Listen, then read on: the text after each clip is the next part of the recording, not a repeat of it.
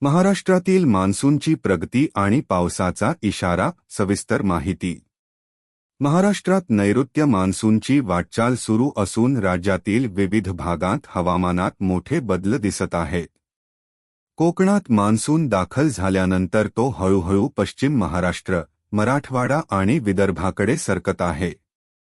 हवामान विभागाने अनेक जिल्ह्यांसाठी मेघगर्जना, विजांचा कडकडाट आणि जोरदार पावसाचा इशारा दिला आहे. कोणत्या भागात पावसाची शक्यता जास्त? 1. पश्चिम महाराष्ट्र.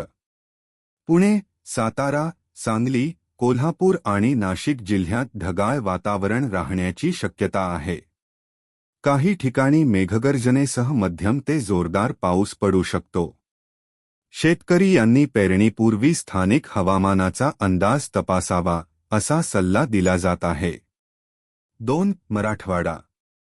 बीड, लातूर, परभणी, नांदेड आणि हिंगोली भागात विजांच्या कडकडाटासह पावसाची शक्यता आहे. काही भागात जोरदार वारे वाहू शकतात. दीर्घ उष्णतेनंतर पावसामुळे दिलासा मिळण्याची अपेक्षा आहे. 3. विदर्भ. नागपूर, अमरावती, यवतमाळ, वर्धा आणि भंडारा जिल्ह्यात पूर्व मान्सून सक्रिय झाला आहे. मेघगर्जना, वादळी वारे आणि पावसाच्या सरींची शक्यता कायम आहे. काही ठिकाणी वाऱ्यांचा वेग 50-60 किमी प्रति तासपर्यंत जाऊ शकतो. 4. कोकण. रत्नागिरी, सिंधुदुर्ग, रायगड आणि पालघर जिल्ह्यात मान्सूनचा प्रभाव अधिक दिसत आहे. काही भागात मुसळधार पावसाचा अंदाज आहे. समुद्र किनाऱ्यावरील नागरिकांना सावध राहण्याचा इशारा देण्यात आला आहे. सध्याची परिस्थिती. राज्यातील काही भागात अजूनही उष्णतेची लाट जाणवत आहे.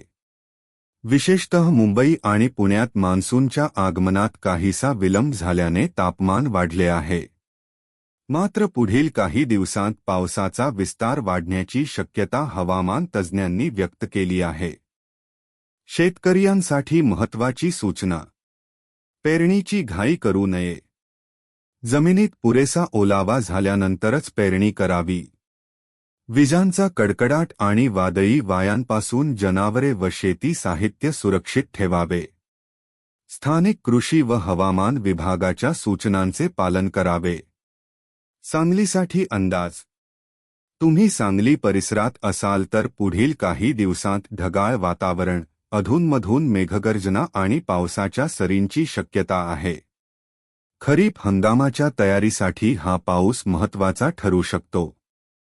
एकूणच महाराष्ट्रात मान्सून हळूहळू सक्रिय होत असून पुढील आठवडाभरात राज्यातील बहुतेक भागात पावसाचा जोर वाढण्याची शक्यता व्यक्त केली जात आहे.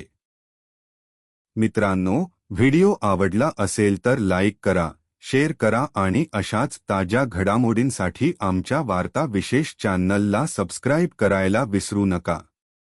धन्यवाद. भेटूया पुढील वार्ता विशेषमध्ये.